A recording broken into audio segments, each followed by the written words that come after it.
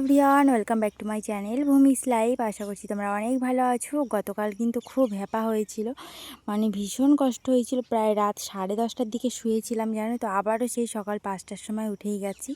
উঠে কিছু আমার ভিডিও ছাড়ার কাজ থাকে, সেগুলো ছেড়ে দিয়েছি। আর আমার পাশে আমার দিদি রয়েছে, মানে আমার যা। তো আমাদের রিলেটিভ যা, আমার জ্যাঠা শ্বশুরের বৌমা। তো দেখতেই পাচ্ছ আমরা দুজনে মিলে এখন পেঁয়াজ, রসুন, আদা, আলু সব কিলো ছাড়িয়ে নিচ্ছি। আর বিভিন্ন রকম গল্প থাকে জানো তো, যারা অনেক দিন বাদে দেখা হলে কিন্তু অনেক রকম গল্প থাকে। তো ও দিদি বলছিল আমাকে কিন্তু ভিডিওতে নিও না। তো যাই হোক, তোমরা ভিডিওটা পুরোটাই দেখতে থাকো আর চ্যানেলটিকে অবশ্যই সাবস্ক্রাইব করো। তো চলো আমরা এখন পুরো ভিডিওটা কন্টিনিউ করি। আর একটা কথা হচ্ছে, আজকে আমাদের বাড়িতে কিন্তু জামাই ষষ্ঠীর ভোজন না একদমই নয়। পুজোর পরের দিন একটা খাওয়া দাওয়া হয়, সেটাই। পুজোতে যারা আর কি কাজ বাজ করে তাদেরই আর কি ডেকে খাওয়া দাওয়া দিই। তো তোমরাও কি করো এটাও জানিও। তো আজকের হিসাব মধ্যে জামাই ষষ্ঠীর খাওয়া দাওয়া কিন্তু আমাদের বাড়িতে নিজেরাই করে নিচ্ছি। আমি যখন ভয়েস দিচ্ছিলাম আমার পাশ থেকে কিন্তু অনেকগুলো পাখি কিচিরমিচির করছিল। যাই হোক, এখানে কিন্তু দেখো রান্না বসিয়ে দিয়েছে অলরেডি। কড়াইতে কি আছে বলো তো? কড়াইতে কিন্তু অনেক রকমের জিনিস আছে, তোমরা দেখতেই পাবে। ঢাকনাটা খুললে কড়াইতে এখন আছে আলু ভাজা। এটা আমাদের গ্রাম বস। আমাদের গ্রামে কিন্তু আমাদের বাঙালিদের মধ্যে এই যে মাংসের ঝোলে আলু না দিলে কিন্তু ভালো লাগে না, যতই যাবার। কিন্তু অনেকেই দেয় দেখি, গাজর, তারপরে পেঁপে, সবজি দিয়ে চিকেন বানাই, ডেলিশিয়াস ফুডস। চলো এখন আলুটা পটপট করে ভেজে নিই। আর পটাপট ভেজে নেওয়ার পরে অবশ্যই তোমাদের ভিডিওটা শেয়ার করব। এখানে দেখো হাঁড়িতে কিন্তু ভাত হচ্ছে।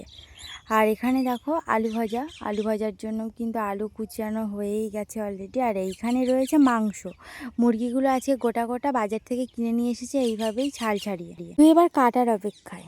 এদিকের বাবা দেখো অলরেডি কাটতে বসেই গেছে মুরগিটা। আর মুরগিটা কাটার পর আর আমি যেখানে বসে বসে ভয়েস দিই না, সেখানে কিন্তু অনেক পাখির বাসা আমার উপরে, গাছের উপরে। টিয়া পাখির বাসা থেকে শালিক পাখি সবগুলো যেন দুপুরবেলা হলেই কিচিরমিচির শুরু করে দেয়। আর আমি কিচিরমিচিরের মধ্যেই কিন্তু ভয়েস শ্যুট করছি। তো এখানে আলু ভাজাগুলো আমাদের হয়ে গেছে অলরেডি। এবার আলু ভাজাগুলো নামিয়ে নেব, নামিয়ে নিয়ে এবার বসাবো আলু ভাজাতে, মানে ডিরেক্ট যেটা আমাদের তরকারির আলু ভাজা সেটা। আর এটা তো চিকেনের আলু ভাজা।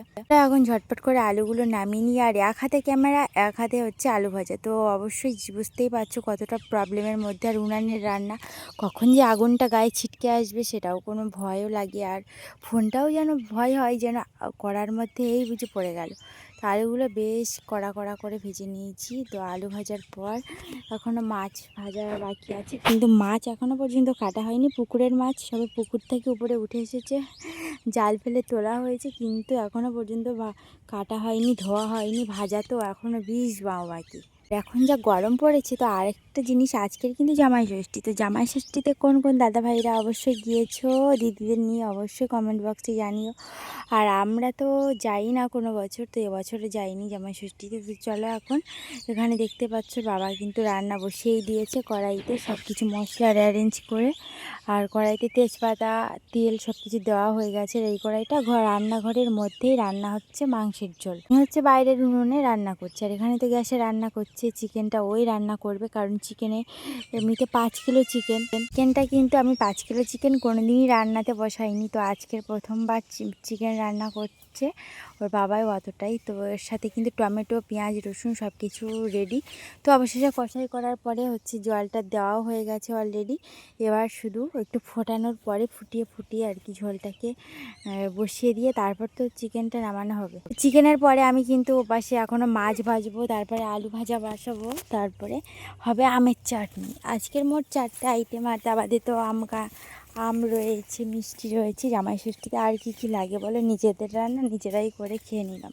এখানে দেখো ভাইজি এখন টমেটো কেটে দিচ্ছে, কিসের জন্য বলো তো? মাছের ঝালের জন্যে। চলো এখন আমাদের কিন্তু ভাত রেডি। এই যে কিন্তু এপাশে টমেটোই কেটেই যাচ্ছে। অনেকটা পরিমাণেই টমেটো কাটতে হবে, যেহেতু 20 জন লোকের রান্না বান্না, তাই না? দেখো বাটা মাছ রয়েছে, পোনা মাছ রয়েছে, সিলভার কাপড় রয়েছে, 3-4 রকমের মাছ রয়েছে।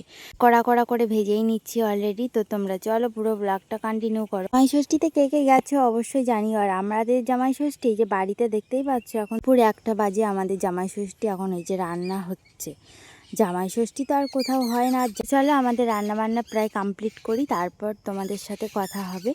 এবং এখনও পর্যন্ত কিন্তু স্নান করিনি, 12টা বাজতেই গেছে অলরেডি। অবশেষে আমাদের রান্নাবান্না কমপ্লিট। এখানে দেখতে পাচ্ছ দেখতেই পাচ্ছ এখন আমাদের চিকেনের ঝোল প্রায় রেডি। এবার নিয়ে যাব তোমাদের মাছের ঝালও কিন্তু কড়াতে একদম রেডি। দেখো টমেটো দিয়ে কত সুন্দরভাবে ঝাল করেছি, মাখা মাখা। না সরি, ঝালটা আমি করিনি, আমার বর করেছে মাছ আর মাংসটা। আর আমি করেছি আলু ভাজা আর চাটনি। এই কয়েকটা মেনু হয়েছে আজকের জামাই ষষ্ঠী স্পেশাল আর বাড়ির স্পেশাল।